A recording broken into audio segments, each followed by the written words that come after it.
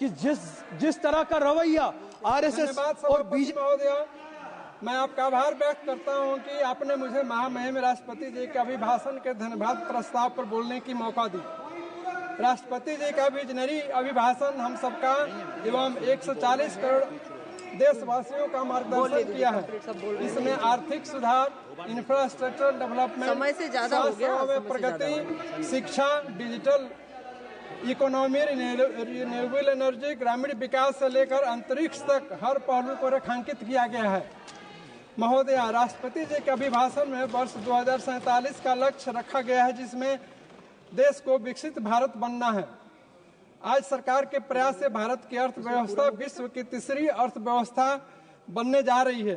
पिछले 10 सालों के रिकॉर्ड का अध्ययन करने से पता चलता है कि विश्व की अर्थव्यवस्था में 35% की बढ़ोतरी हुई है, जबकि भारत की अर्थव्यवस्था 90% तक बढ़ी है।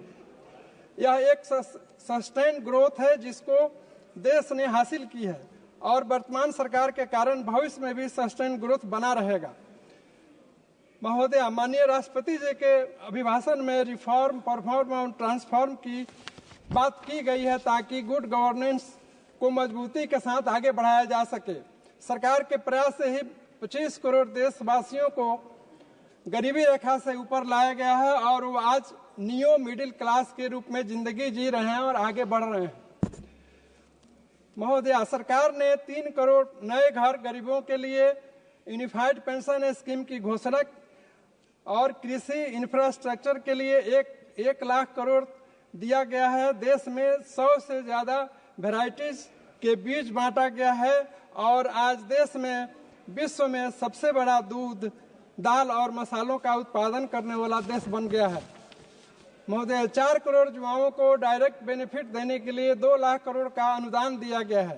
पहले अधिकतम युवाओं को मेडिकल की पढ़ाई करने के लिए विदेशों में जाना पड़ता था, लेकिन सरकार ने 1 लाख नए सीट बढ़ाए, जिससे कि अब 1,80,000 MBBS और MD के लिए सीट हो गए हैं। 15 अगस्त 2024 में माननीय प्रधानमंत्री जी ने यह घोषणा की कि आने वाले 5 सालों में 75,000 और सीटों को मेडिकल सेक्टर में जोड़ा जाएगा। इससे हेल्थ एंड वेलनेस सेंटर में हम विश्व में महत्वपूर्ण भूमिका निभा पाएंगे। महोदय, जैसा कि हम सब जानते हैं, पिछले वर्ष इंटरनेशनल ईयर ऑफ मिलेट्स मनाया गया। यह भारत देश की ही इनिशिएटिव थी। विश्व में हम सबसे बड़े मिलेट्स उत्पादन करने वाले देश में शामिल हैं। यह माननीय प्रधानमंत्री जी के कुशल नेतृत्व का परिणाम है कि हम विश्व का फूड बास्केट के रूप में तैयार हो रहे हैं और मेड इन इंडिया का भोजन विश्व के हर टेबल पर मिले, यह संभव हो रहा है। महोदय, माननीय राष्ट्रपति जी के संबोधन में G20 के सफलतापूर्वक समापन की भी चर्चा की गई है।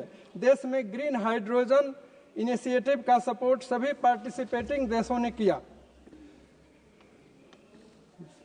देश ने वर्ष 2030 तक 5 मिलियन टन से उत्पादन करने का लक्ष्य रखा है तथा साथ साथ वर्ष 2030 तक ही 500 गीगावाट्स रिन्यूएबल एनर्जी रिजनेट करने के लिए लक्ष्य रखा गया है। यह एक सराहनीय कदम है।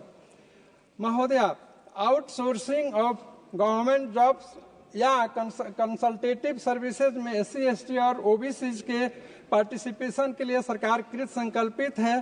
साथ साथ इसमें अगर नियमावली बना दी जाती है तो दलित, आदिवासी और नियो मिडिल क्लास के उत्थान में और गतिशीलता आएगी और गति प्रदान होगी।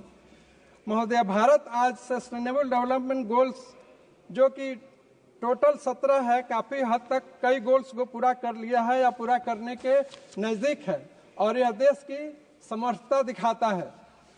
माननीय राष्ट्रपति जी के संबोधन में उड़ान स्कीम के तहत 1.5 करोड़ लोगों का सपना पूरा हुआ है और हमारे गोपालगंज के संसदीय क्षेत्र के हथुआन मंडल में सबिया एयरपोर्ट जो उड़ान योजना में शामिल है, उसकी करवाने के लिए सरकार क्रियाशील है उसमें और मेरा आग्रह है कि उसमें गतिशीलता प्रदान की जाती है तो हमारे माननीय प्रधानमंत्री जी के पूरे देश के आम नागरिक का सपना और आम आदमी के आम नागरिक का सपना साकार होगा ताकि गोपालगंज से 1.5 लाख से 2 लाख की संख्या में लोग विदेशों में रहते हैं। इन्हीं शब्दों के साथ महोदय मैं माननीय राष्ट्रपति जी के अभिभाषण पर अपना समर्थन देते हुए अपनी बात को समाप्त करता हूँ। धन्यवाद। माननीय सदस्य श्री एस वेंकटेशन।